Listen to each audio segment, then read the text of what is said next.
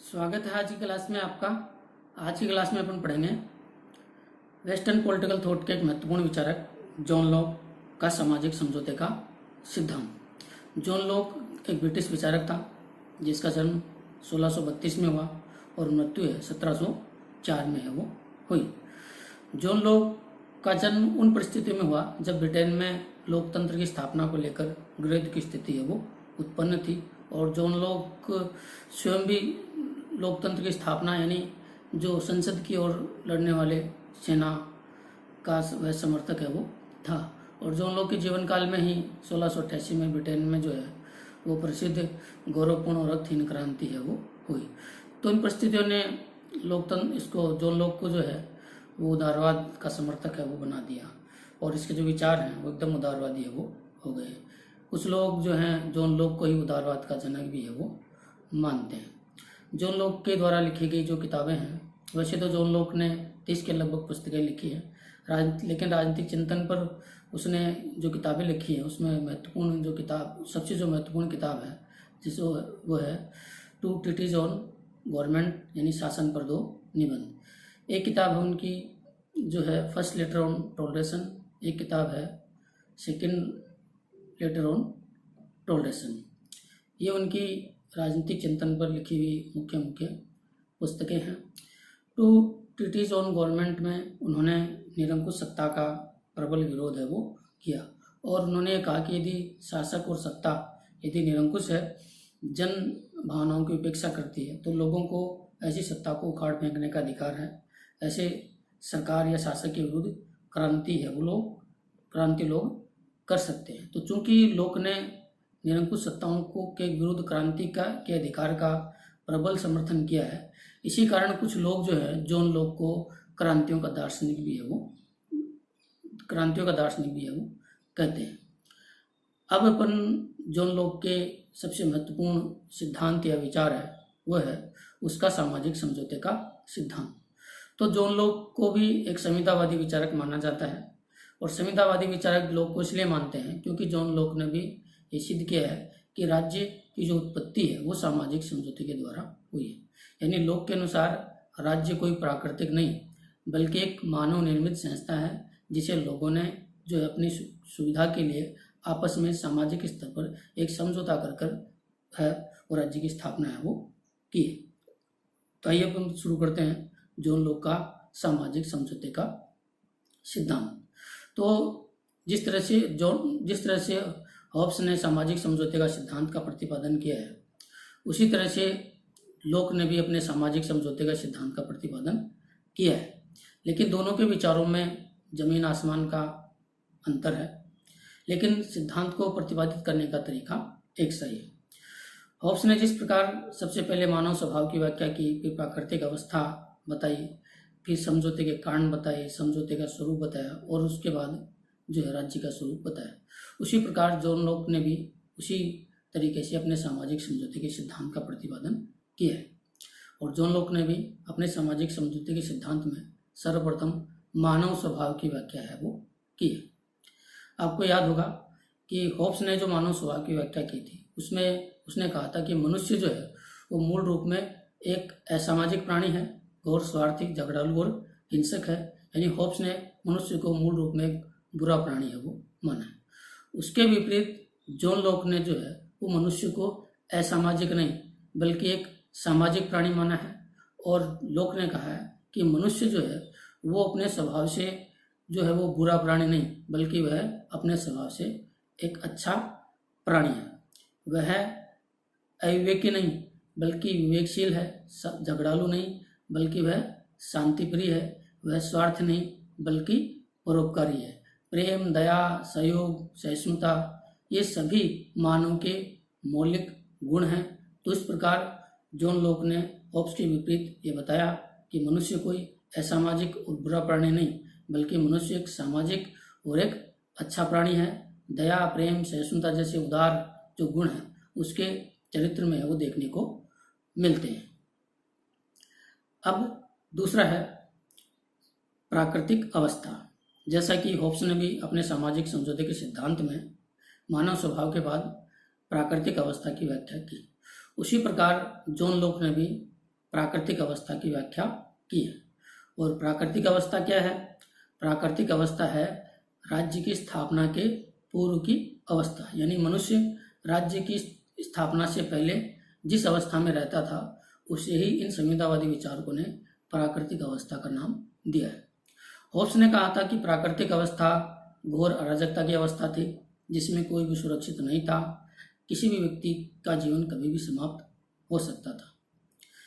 जबकि John Locke ने बताया कि प्राकृतिक अवस्था जो है वो अराजकता के नहीं और हिंसा के नहीं, बल्कि शांति और सहयोग की अवस्था थी।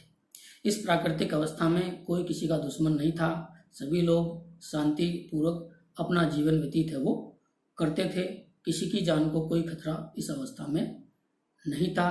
क्योंकि प्राकृतिक अवस्था प्रेम, दया और सहयोग पर आधारित थी, लोग परस्पर एक दूसरे का सहयोग करते थे, इसलिए इसमें किसी प्रकार की कोई समस्या है वो इस प्राकृतिक अवस्था में है वो नहीं थी। सभी लोग स्वतंत्र थे, लेकिन लोगों की स्वतंत्रता है वह स्वच्छंदता में नहीं बदलती थी, क्योंकि स्वतंत्रता है वो प्राकृतिक नियमों के अधीन थी। यानी लोक ने बताया कि इस प्राकृतिक अवस्था में जो है वो प्राकृतिक नियमों का अस्तित्व भी था। और प्राकृतिक नियमों का सार ये था कि मनुष्य जैसा व्यवहार अपने लिए नहीं चाहते वैसा व्यवहार उसको दूसरों के प्रति भी नहीं करना चाहिए। और इस प्राकृतिक अवस्था में प्राकृतिक नियम भी थे और प्राकृतिक अधिकार भी थे। लोक ने प्राकृतिक अवस्था में 3 प्राकृतिक अधिकारों का उल्लेख है वो किया है, और ये 3 प्राकृतिक अधिकार हैं: जीवन का अधिकार, स्वतंत्रता का अधिकार और संपत्ति का अधिकार। तो ये 3 अधिकार हैं उस प्राकृतिक अवस्था में भी मनुष्य को है वो प्राप्त है। अब प्रश्न ये उठता है कि जब प्राकृतिक अवस्था एक शांति की अवस्था थी, कोई समस्या नहीं थी, तो फिर लोगों को समझौते की आवश्यकता क्यों पड़ी और लोगों ने क्यों समझौता किया? तो अब अपन आगे बात करते हैं समझौते के कारण की, यानी लोगों को समझौता करने की जरूरत क्यों पड़ी। देखिए, यद्यपि लोक ने बताया है कि मनुष्य भी अच्छा प्राणी था और प्राकृतिक अवस्था भी अच्छी थी, शांति और सद्भाव की अवस्था थी, तो फिर समझौते की आवश्यकता क्यों पड़ी? इस विषय में लोक का कहना था कि यद्यपि प्राकृतिक अवस्था शांति की अवस्था थी, लेकिन प्राकृतिक अवस्था में जो है वो कुछ कठिनाइयाँ थी, कुछ असुविधाएं थी, और उन असुविधाओं के कारण जो है वो लोगों को कई परेशानियां हैं वो लोगों के सामने आने लगी। ये परेशानियां कौन सी थी? लोक ने बताया कि प्राकृतिक अवस्था में 3 तरह की असुविधाएं और कठिनाइयां थी। पहली कठिनाई ये थी कि प्राकृतिक अवस्था में शांति की स्थापना के लिए प्राकृतिक नियम थे, लेकिन वो नियम जो थे वो अस्पष्ट थे, उन नियमों की व्याख्या करने वाली कोई संस्था नहीं थी, जिसके कारण प्रत्येक व्यक्ति उन नियमों की अपने अपने ढंग से व्याख्या वो करते थे। तो पहली समस्या या कठिनाई यही थी कि प्राकृतिक नियमों की व्याख्या करने वाली संस्था नहीं थी। दूसरी जो कठिनाई या असुविधा थी प्राकृतिक अवस्था में वो ये थी कि ये प्राकृतिक नियम तो थे, लेकिन इन नियमों को मानना या न मानना है वो स्वैच्छिक था, यानी प्राकृतिक नियमों को लागू करने वाली कार्यपालिका जैसी कोई संस्था नहीं थी। और तीसरी जो कठिनाई थी प्राकृतिक अवस्था की वो ये थी कि ये प्राकृतिक नियमों को मानना न मानना स्वैच्छिक था, इसलिए जो व्यक्ति इनका पालन नहीं करते थे उन लोगों को दंड देने वाली कोई संस्था नहीं थी। तो ये जो 3 असुविधाएं और कठिनाइयां प्राकृतिक अवस्था में थी, इन कठिनाइयों को दूर करने के लिए एक सरकार जैसी संस्था की या राज्य जैसी संस्था की आवश्यकता थी, और उसकी स्थापना के लिए ही लोगों ने आपस में मिलकर एक समझौता है वो किया। अब आगे है समझौते का स्वरूप, कि समझौता लोगों ने किस प्रकार है वो किया। लोग का कहना था कि प्राकृतिक अवस्था की इन 3 कठिनाइयों को दूर करने के लिए लोगों ने सामाजिक स्तर पर आपस में मिलकर एक समझौता है वो किया, और इस समझौते के द्वारा प्रत्येक व्यक्ति अपने कुछ अधिकार कौन कौन से? कानून की व्याख्या करने, कानून को लागू करने और कानून के उल्लंघन करने वालों को दंड देने का अधिकार, ये अधिकार संपूर्ण समाज को सौंप देते हैं। तो इस प्रकार एक राजनीतिक समुदाय है वो अस्तित्व में वो आता है।